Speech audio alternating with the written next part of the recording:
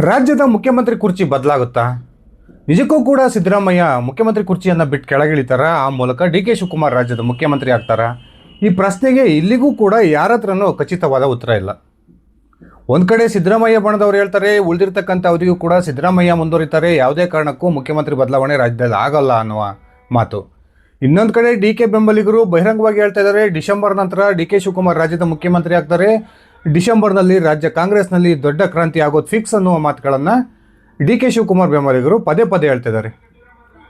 ಈ ನಡುವೆ ನಾನು ಕಾಂಗ್ರೆಸ್ ಹೈಕಮಾಂಡ್ ನಾಯಕರನ್ನು ಭೇಟಿ ಆಗೋ ಪ್ರಶ್ನೆ ಇಲ್ಲ, ಬಿಹಾರ ಚುನಾವಣೆಯ ಮುಗಿಯೋವರೆಗೂ ಕೂಡ ನಾನು ದೆಹಲಿಗೆ ಹೋಗಲ್ಲ ಅನ್ನುವ ಹೇಳಿಕೆಯನ್ನು ನಿನ್ನೆ ಬೆಳಿಗ್ಗೆ 10 ಕೊಟ್ಟಿದ್ದಂತಹ ಡಿ ಕೆ ಶಿವಕುಮಾರ್ ದಿಢೀರಾಗಿ ಮಧ್ಯಾಹ್ನ 1:30 ವಿಮಾನಕ್ಕೆ ದೆಹಲಿಯ ಪ್ರವಾಸವನ್ನು ಕೈಗೊಂಡಿರ್ತಕ್ಕಂಥದ್ದು ಅನೇಕ ಚರ್ಚೆಗಳನ್ನು ಹುಟ್ಟಾಕಿದೆ. ಒಂದು ಕಡೆ ಸಿದ್ದರಾಮಯ್ಯ ಕೂಡ ಸಚಿವ ಸಂಪುಟದ ಪುನರ್ರಚನೆಗೆ ಒಂದು ದೊಡ್ಡ ಮಟ್ಟದ ಪ್ರಯತ್ನವನ್ನು ನಡೆಸ್ತಾ ಇದ್ದಾರೆ. ಸರ್ಕಾರದಲ್ಲಿರ್ತಕ್ಕಂಥ ಪ್ರಭಾವಿ ಸಚಿವರೇ ನಾವು ಸಚಿವ ಸ್ಥಾನಕ್ಕೆ ತ್ಯಾಗಕ್ಕೆ ಸಿದ್ಧ ಅನ್ನುವ ಹೇಳಿಕೆಯನ್ನು ಕೊಡ್ತಾ ಇದ್ದಾರೆ. ಈ ಸಂದರ್ಭದಲ್ಲಿಯೇ ಇತ್ತೀಚೆಗೆ ತಾನೇ ಸಂಪುಟದಿಂದ ವಜಾಗೊಂಡಿರ್ತಕ್ಕಂಥ ಸಿದ್ದು ಅತ್ಯಾಪ್ತ ಬಳಗದಲ್ಲಿ ಗುರುತಿಸಿಕೊಂಡಿರ್ತಕ್ಕಂಥ KN ರಾಜಣ್ಣ ಸಿದ್ದರಾಮಯ್ಯ ಕುರ್ಚಿಯ ಬದಲಾವಣೆಯ ಕುರಿತು ಒಂದು ಹೊಸ ಭವಿಷ್ಯವನ್ನು ನುಡಿದಿದ್ದು, ನಿಜಕ್ಕೂ ಕೂಡ ಸಿದ್ದರಾಮಯ್ಯನವರಿಗೆ ಒಂದು ರೀತಿಯ ಡವಡವ ಸ್ಟಾರ್ಟ್ ಆಗಿದೆ ಅನ್ನುವ ಒಂದು ಸೂಕ್ಷ್ಮ ಸುಳಿವನ್ನು ಕೊಟ್ಟಿದ್ದಾರೆ. ಬನ್ನಿ ಸ್ನೇಹಿತರೆ, ಹಾಗಾದರೆ ನಿಜಕ್ಕೂ ಕೂಡ KN ರಾಜಣ್ಣ ಮುಖ್ಯಮಂತ್ರಿ ಬದಲಾವಣೆಯ ವಿಚಾರಕ್ಕೆ ಸಂಬಂಧಪಟ್ಟಂತೆ ಯಾವ ಹೇಳಿಕೆಯನ್ನು ಕೊಟ್ಟಿದ್ದಾರೆ, ಹಾಗಾದರೆ ರಾಜ್ಯದಲ್ಲಿ ಮುಖ್ಯಮಂತ್ರಿ ಕುರ್ಚಿಯ ಬದಲಾವಣೆ ಖಚಿತವಾ? ಒಂದ್ಸರಿ ತಿಳ್ಕೊಂಡು ಬರೋಣ. ಅದಕ್ಕಿಂತ ಮುಂಚೆ ನೀವಿನ್ನು ನನ್ನ ಇಟ್ಗೆ ಹೇಮಂತ್ ಯೂಟ್ಯೂಬ್ ಚಾನಲ್ಗೆ ಸಬ್ಸ್ಕ್ರೈಬ್ ಮಾಡ್ಕೊಂಡಿಲ್ಲ ಅಂದರೆ ದಯವಿಟ್ಟು ಸಬ್ಸ್ಕ್ರೈಬ್ ಮಾಡಿಕೊಂಡು ಬೆಲ್ ಬಟನ್ನ ಕ್ಲಿಕ್ ಮಾಡಿ. ನಾನು ಕೊಡ್ತಕ್ಕಂಥ ಮಾಹಿತಿ ನಿಮ್ಗೆ ಇಷ್ಟ ಆಗಿದ್ದರೆ ಈ ವಿಡಿಯೋಗೆ ಲೈಕ್ ಮಾಡಿ, ಶೇರ್ ಮಾಡಿ, ಕಮೆಂಟ್ ಮಾಡಿ. ಸ್ನೇಹಿತರೆ, ಸಿದ್ದರಾಮಯ್ಯ ಬಣದಲ್ಲಿ ಗುರುತಿಸಿಕೊಂಡಿರ್ತಕ್ಕಂಥ ಪ್ರತಿಯೊಬ್ಬ ಪ್ರಭಾವಿ ನಾಯಕರು ಕೂಡ ಯಾವುದೇ ಕಾರಣಕ್ಕೂ ರಾಜ್ಯದಲ್ಲಿ ಮುಖ್ಯಮಂತ್ರಿ ಬದಲಾವಣೆ ಪ್ರಶ್ನೆ ಇಲ್ಲ ಅನ್ನುವ ಹೇಳಿಕೆಯನ್ನು ಕೊಡ್ತಾ ಇದ್ದಾರೆ. ಆದರೆ ಡಿ ಕೆ ಬೆಂಬಲಿಗರು ಅತ್ಯಂತ ಖಚಿತವಾಗಿ ಹೇಳ್ತಾರೆ, ಡಿಸೆಂಬರ್ನ ವೇಳೆಗೆ ರಾಜ್ಯದಲ್ಲಿ ಮುಖ್ಯಮಂತ್ರಿ ಕುರ್ಚಿ ಬದಲಾಗುತ್ತೆ. ಡಿ ಕೆ ಶಿವಕುಮಾರ್ ಸೂರ್ಯಚಂದ್ರ ಇರೋರು ಎಷ್ಟು ಸತ್ಯನೋ ಅಷ್ಟೇ ಸತ್ಯವಾಗಿ ರಾಜ್ಯದ ಮುಖ್ಯಮಂತ್ರಿ ಆಗ್ತಾರೆ ಅನ್ನುವ ಹೇಳಿಕೆಯನ್ನು ಇತ್ತೀಚೆಗೆ ಚನ್ನಗಿರಿಯ ಕಾಂಗ್ರೆಸ್ನ ಶಾಸಕ ಶಿವಗಂಗಾ ಬಸವರಾಜ್, ಕುಣಿಗಲ್ನ ರಂಗನಾಥ್, ಇಕ್ಬಾಲ್ ಹುಸೇನ್ ಈ ರೀತಿಯ ಶಾಸಕರು ಕೊಡ್ತಾನೆ ಬಂದಿದ್ದಾರೆ. ಹಾಗಾದರೆ ರಾಜ್ಯ ಕಾಂಗ್ರೆಸ್ನಲ್ಲಿ ಏನು ನಡೀತಾ ಇದೆ? ಸ್ನೇಹಿತರೆ, ಇತ್ತೀಚಿನವರೆಗೂ ಕೂಡ ಸಿದ್ದರಾಮಯ್ಯ ಬಳಗದಲ್ಲಿ ಗುರುತಿಸಿಕೊಂಡಿರ್ತಕ್ಕಂಥ ಅತ್ಯಂತ ನೇರ ನುಡಿಗೆ ಹೆಸರುವಾಸಿಯಾಗಿರ್ತಕ್ಕಂಥ KN ರಾಜಣ್ಣ ಅವರು ನಿನ್ನೆ ಮಾಧ್ಯಮಗಳ ಮುಂದೆ ಒಂದು ಹೊಸ ಬಾಂಬನ್ನು ಸಿಡಿಸಿದ್ದಾರೆ.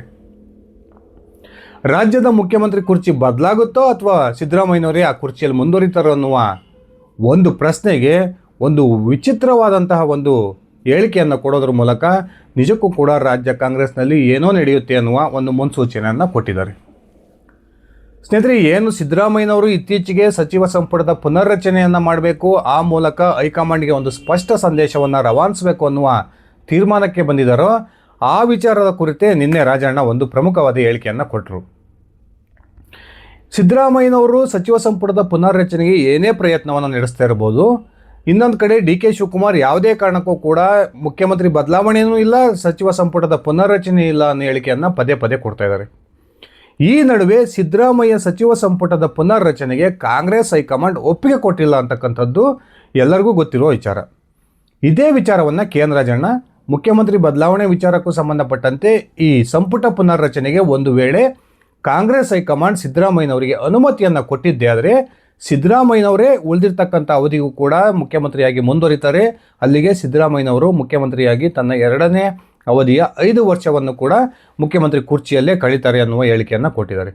ಒಂದು ವೇಳೆ ಕಾಂಗ್ರೆಸ್ ಹೈಕಮಾಂಡ್ ಸಚಿವ ಸಂಪುಟದ ಪುನರ್ರಚನೆಗೆ ಅವಕಾಶವನ್ನು ಮಾಡಿಕೊಡದೆ ಹೋದರೆ ಅಥವಾ ಒಪ್ಪಿಗೆಯನ್ನು ಕೊಡದೆ ಹೋದರೆ ಆಗ ರಾಜ್ಯದಲ್ಲಿ ನವೆಂಬರ್ನಲ್ಲಿಯೇ ಬಹುದೊಡ್ಡ ರಾಜಕೀಯ ಕ್ರಾಂತಿ ಆಗೋದು ಖಚಿತ, ಸಾಕಷ್ಟು ರಾಜಕೀಯ ಬೆಳವಣಿಗೆಗಳು ಆಗ ನಡೀತವೆ ಅನ್ನುವ ಹೇಳಿಕೆಯನ್ನು ಕೊಡೋದ್ರ ಮೂಲಕ ನಿಜಕ್ಕೂ ಕೂಡ ಏನು ಮೇಲ್ನೋಟಕ್ಕೆ ಸಿದ್ದರಾಮಯ್ಯ ಬೆಂಬಲಿಗರು ಯಾವುದೇ ಕಾರಣಕ್ಕೂ ಕೂಡ ಮುಖ್ಯಮಂತ್ರಿ ಬದಲಾವಣೆ ಪ್ರಶ್ನೆ ಇಲ್ಲ, ಸಿದ್ದರಾಮಯ್ಯನವರೇ ಮುಖ್ಯಮಂತ್ರಿಯಾಗಿ ಮುಂದುವರಿತಾರೆ ಅನ್ನುವ ಈ ಬಹಿರಂಗ ಹೇಳಿಕೆಯನ್ನು ಕೊಡ್ತಾ ಇದ್ದಾರೋ, ಈ ರಾಜಣ್ಣನವರು ನಿನ್ನೆ ಕೊಟ್ಟಿರ್ತಕ್ಕಂಥ ಹೇಳಿಕೆಯ ಪ್ರಕಾರ ಸಿದ್ದರಾಮಯ್ಯ ಬೆಂಬಲಿಗರಲ್ಲೂ ಕೂಡ ತಮ್ಮ ಮನಸ್ಸಿನ ಆಳದಲ್ಲಿ ಒಂದು ರೀತಿಯ ಡವಡವ ಇದೆ ಅನ್ನುವ ಒಂದು ಮುನ್ಸೂಚನೆಗಳು ಸಿಗ್ತಾ ಇದ್ದಾವೆ. ಈಗಾಗಲೇ ಕಾಂಗ್ರೆಸ್ ಹೈಕಮಾಂಡ್ ಸಚಿವ ಸಂಪುಟದ ಪುನರ್ರಚನೆಗೆ 6 ತಿಂಗಳು ಮುಂಚೆನೇ ನನಗೆ ಸೂಚನೆ ಕೊಟ್ಟಿತ್ತು, ಆದರೆ ನಾನು 30 ತಿಂಗಳ ಅವಧಿ ಮುಗಿಲಿ, ಅಂದರೆ 2.5 ವರ್ಷದ ಅವಧಿ ಮುಗಿದ ಮೇಲೆ ನಾನು ಸಚಿವ ಸಂಪುಟಕ್ಕೆ ಪುನರ್ರಚನೆ ಮಾಡ್ತೀನಿ ಅನ್ನುವ ಹೇಳಿಕೆಯನ್ನು ಕೊಟ್ಟಿದ್ದೆ ಅನ್ನುವ ಮಾತನ್ನು ಇತ್ತೀಚೆಗೆ ಸಿದ್ದರಾಮಯ್ಯನವರು ಹೇಳಿದರು. ಆದರೆ ನಿನ್ನೆ KN ರಾಜಣ್ಣವರು ಸಚಿವ ಸಂಪುಟದ ಪುನರ್ರಚನೆಗೆ ಕಾಂಗ್ರೆಸ್ ಹೈಕಮಾಂಡ್ ನಾಯಕರು ಇನ್ನೂ ಕೂಡ ಒಪ್ಪಿಗೆಯನ್ನು ಕೊಟ್ಟಿಲ್ಲ. ಒಂದು ವೇಳೆ ಸಚಿವ ಸಂಪುಟ ಪುನರ್ರಚನೆಗೆ ಕಾಂಗ್ರೆಸ್ ಹೈಕಮಾಂಡ್ ನಾಯಕರು ಒಪ್ಪಿಗೆಯನ್ನು ಕೊಟ್ಟರೆ ಮಾತ್ರ ಸಿದ್ದರಾಮಯ್ಯನವರು 5 ವರ್ಷಗಳ ಕಾಲ ಮುಖ್ಯಮಂತ್ರಿ ಸ್ಥಾನದಲ್ಲಿ ಮುಂದುವರಿತಾರೆ. ಕಾಂಗ್ರೆಸ್ ಹೈಕಮಾಂಡ್ ನಾಯಕರು ಏನಾದರೂ ಈ ಒಂದು ವಿಚಾರಕ್ಕೆ ಒಪ್ಪಿಗೆಯನ್ನು ಕೊಡದೆ ಹೋದರೆ ಆಗ ರಾಜ್ಯದಲ್ಲಿ ಮುಖ್ಯಮಂತ್ರಿ ಬದಲಾವಣೆ ಖಚಿತ ಅನ್ನುವ ಹೇಳಿಕೆಯನ್ನು ಕೊಡೋದ್ರ ಮೂಲಕ ಅಡ್ಡಗೋಡೆಯ ಮೇಲೆ ದೀಪ ಇಟ್ಟಂತಹ ಮಾತನ್ನು ನಿನ್ನೆ ಹೇಳಿದ್ದಾರೆ. ಸ್ನೇಹಿತರೆ, ಸಾಕಷ್ಟು ಒಂದು ಮುಖ್ಯಮಂತ್ರಿ ಬದಲಾವಣೆ ವಿಚಾರ ದೊಡ್ಡ ಮಟ್ಟದಲ್ಲಿ ಚರ್ಚೆ ಆಗ್ತಾಯಿದೆ.